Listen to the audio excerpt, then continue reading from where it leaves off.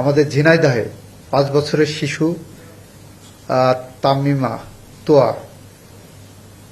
তোয়া ধর্ষণ এবং হত্যা মামলায় 5 ওয়ার্কিং ডেজে আমরা বিচার সম্পন্ন করতে পেরেছি এবং একমাত্র আসামি তার মৃত্যুদণ্ড হয়েছে আজকের রেজাল্ট পেপার। এই জায়গাগুলো আরেকটা ধরনের মামলা বেশিরভাগ হচ্ছে, যেটা আপনাদের স্টাডি বলছে, নারী শিশু নির্যাতনের মামলায় আপনার 11 গ যৌতুকের জন্য নির্যাতন, এই মামলাতে দেখা যাচ্ছে কনভিকশনের হার 1%, মামলা প্রমাণ করার হার 1%, এবং অধিকাংশ ক্ষেত্রে আমরা যারা ল প্র্যাকটিস করে এসেছি আমরা দেখেছি অধিকাংশ ক্ষেত্রেই যখন বনিবনা হচ্ছে না তখন যে একটা মামলা ঠুকে দিচ্ছে, সেখানে মামলায় আসামি হচ্ছেন কে? হাজবেন্ড, শ্বশুর শাশুড়ি, ননদ, কোনো কোনো ক্ষেত্রে ননদের হাজবেন্ড, দেবর, এরা মিলে, দেবর ভাসুর। এই কারণে আদালত তখন কনফিউশনে পড়ে যাচ্ছে। অনেক ক্ষেত্রে দেখা যায় ডিভোর্স হয়ে গেছে, ডিভোর্সের পরে যে মামলা করছে ডিভোর্সের আগের ডেটে যৌতুক চাওয়ার অভিযোগ এনে, ফলে এই মামলাগুলোতে আমরা একটা পর্যায়ে চিন্তা করেছিলাম যে নেগোসিয়েশন করা যায় কিনা, এই মিডিয়েশনের মাধ্যমে কুইক ডিসপোজালের দিকে।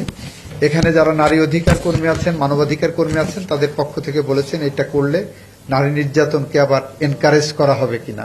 এ গ্রেড ক্লিংকারের কনফিডেন্স সিমেন্ট, বাংলাদেশের হৃদয় জুড়ে।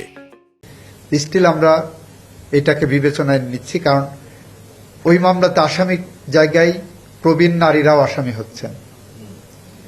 প্রবীণ যিনি শ্বশুর, সেও আসামি হচ্ছে। এটা আমাদের একটা সোশ্যাল সাইকি তৈরি হয়ে গেছে যে আমরা এখান থেকে কিভাবে বের হতে পারি। We are thinking about it. আমরা শিশুর প্রতি সহিংসতার ব্যাপারে জিরো টলারেন্স দেখাচ্ছি। যেমন আপনারা দেখেছেন আমাদের বাংলাদেশের ইতিহাসের সবচেয়ে শর্টেস্ট পসিবল টাইম বিচার হয়েছিল রামিসা হত্যাকাণ্ডের, ধর্ষণ এবং হত্যাকাণ্ডের 6 কার্য দিবসে। আজকে আমরা সেই মাইল ফলকটাও ভেঙেছি। আমাদের ঝিনাইদহে 5 বছরের শিশু তামিমা তোয়া ধর্ষণ এবং হত্যা মামলায় 5 ওয়ার্কিং ডেজে আমরা বিচার সম্পন্ন করতে পেরেছি এবং একমাত্র আসামি তার মৃত্যুদণ্ড হয়েছে আজকের রেজাল্ট পেপার। আমরা সমস্ত সেক্টরকে অ্যাড্রেস করার চেষ্টা করছি। হয়তো অনেক কিছু আমাদের দৃষ্টির বাইরে থাকে, অনেক কিছু দৃষ্টিতে আসলেও আমরা ঠিক অ্যাড্রেস করে উঠতে পারি না। তো আপনাদেরকে অনুরোধ করব, আপনারা লিগ্যাল এইড ইউনিটের সাথে যোগাযোগ করবেন। কোনো জায়গায় বাংলাদেশের কোনো প্রান্তে কেউ যদি অসহায় প্রবীণ মানুষ লিগ্যাল এইডের প্রয়োজন হয়, শেল্টারের প্রয়োজন হয়, লিগ্যাল শেল্টারের, আপনারা লিগ্যাল এইড অফিসে যোগাযোগ করবেন।